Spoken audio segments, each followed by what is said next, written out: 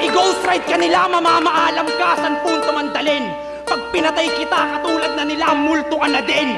Baso sa Spirit of the Glass, tong round multo ang papalabasin. Binasic ko lang to kahit may tagasulat na multo. Andito lang ako paranormalin.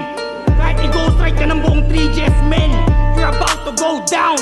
Di lang siya patay, pati mga agrupo niyang multo. Hanggang yung squatters area ay maging ghost town. You cannot. Hanggang yung squatters area ay maging ghost town. You gonna know now. Okay, steady lang par. Walang pake kahit 1 versus 20 mong ghost writers. Ako'y mala Kendrick Lamar.